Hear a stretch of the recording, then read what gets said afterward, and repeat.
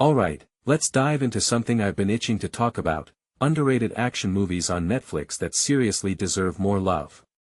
You know how it is, you scroll past them, think, maybe later, and then forget they exist. But trust me, these films are gold, and I'm here to break down why they're worth your time. And no, this isn't just another listicle, I'm bringing the heat with my take on why these movies matter, what they get right, and why they're flying under the radar.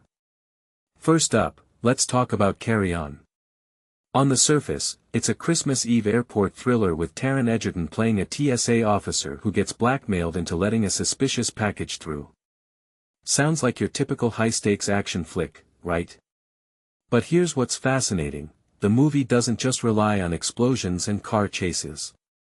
It's a tight, character-driven story that forces you to think, what would I do in his shoes?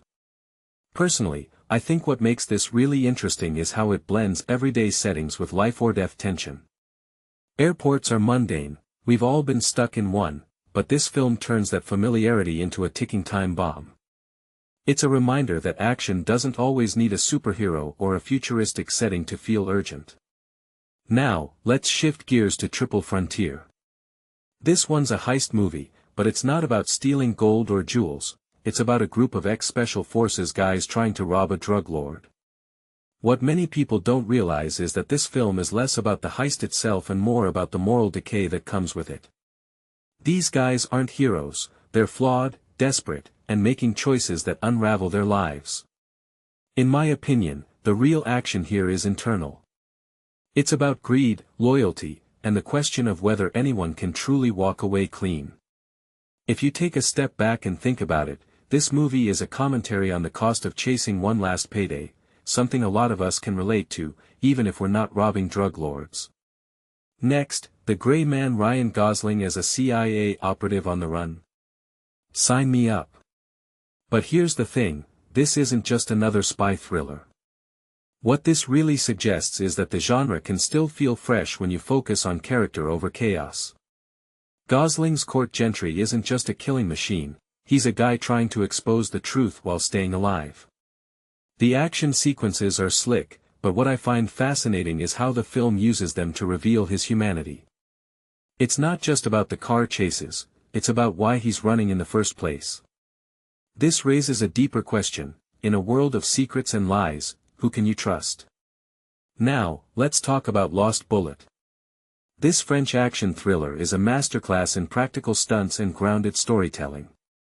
The protagonist, Lino, is a mechanic who gets framed for murder and has to clear his name. What makes this really interesting is how the film leans into its simplicity. No over-the-top CGI, no superhero physics, just raw, intense car chases and hand-to-hand combat. From my perspective, this is what action movies should strive for, realism that keeps you on the edge of your seat. It's a reminder that you don't need a massive budget to make something feel authentic. The Old Guard is another one that deserves way more attention. Charlize Theron leads a team of immortal mercenaries, and while the action is top-notch, the heart of the film is its exploration of immortality. What many people don't realize is that this movie isn't just about fighting, it's about the emotional toll of living forever. Personally, I think this is where it stands out.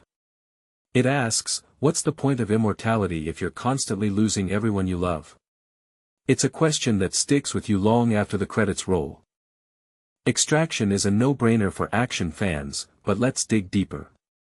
Chris Hemsworth plays a mercenary tasked with rescuing a kid, and what starts as a straightforward mission turns into a brutal fight for survival. One thing that immediately stands out is the long-take sequence. It's not just a cool stunt, it's a character moment. You see Tyler Rake's exhaustion, his determination, and his growing bond with the kid.